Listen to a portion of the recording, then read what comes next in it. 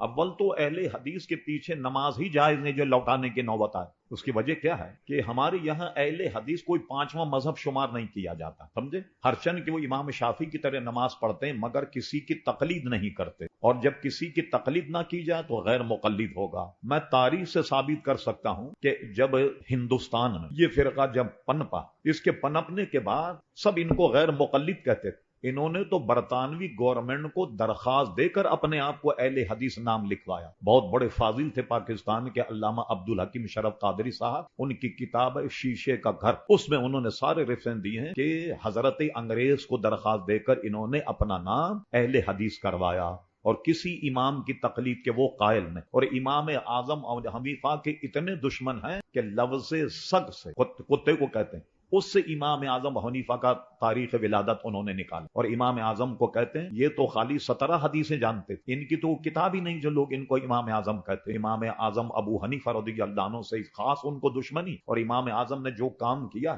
دنیا کے کسی فقیہ نے اتنا کام نہیں کیا جو امام اعظم نے کیا. شبلی بہت مشہور مورخ ہے, اس نے النعمان امام اعظم ابو حنیفہ پر کتاب لکھی. امام اعظم نے جب دیکھا کہ سلطنت اسلامیہ بڑھتی چلی جا رہی, مسائل زیادہ ہوں گے, قاضی علاتت لگیں گی, قاضی مقرر کیے جائیں, یہ مسئلہ بھی پیش ہو سکتا ہے, تو ایسے مسائل جو اپنے شاگردوں کو ڈکٹیٹ کروا امام اعظم ابو حنیفہ نے, شبلی جو حنفی نہیں تھا, آزاد منش آدمی تھا, اس کو اعتراف کرنا پڑا کہ امام اعظم نے جو مسائل اپنی زندگی میں ڈکٹیٹ کروائے ان مسائل کی تعداد 11 لاکھ سے زیادہ.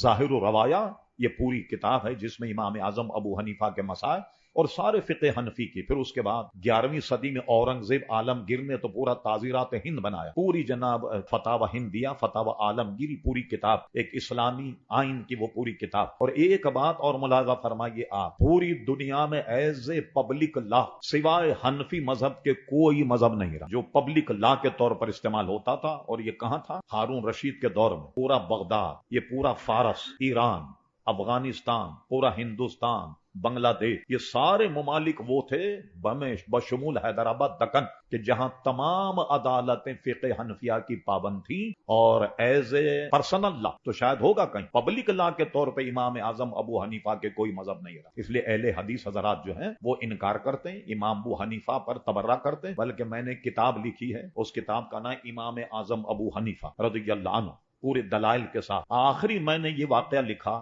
ایک اہل حدیث کہتا ہے کہ میں اپنے استادوں سے, کوئی رہے ہوں گے ٹھکانے کے استاد, انہوں نے کہا کہ دیکھو کبھی بھی ائمہ کے متعلق دل میں بدگمانی مت رکھنا, امام اعظم کا فتویٰ غلط ہے, امام شافعی کا فتویٰ غلط, کبھی بدگمانی نہیں رکھنا. کہنے ایک دفعہ مجھے یہ حوالہ موجود, ایک دفعہ میرے ذہن میں امام اعظم ابو حنیفہ کے متعلق دل میں کدورت آ گئی, میں اسی وقت اندھا ہو گیا. پھر مجھے اپنے استاد کے قول یاد آیا کہ استادوں نے کہا تھا کہ ائمہ کے لیے کبھی دل میں کدورت مت رکھنا. پھر میں نے توبہ کی, امام اعظم ابو حنیفہ سے رجوع کیا, فوراً میری آنکھیں روشن ہو گئی. تو آدمی کی کمبختی آتی ہے, امام سے انحراف کرتا.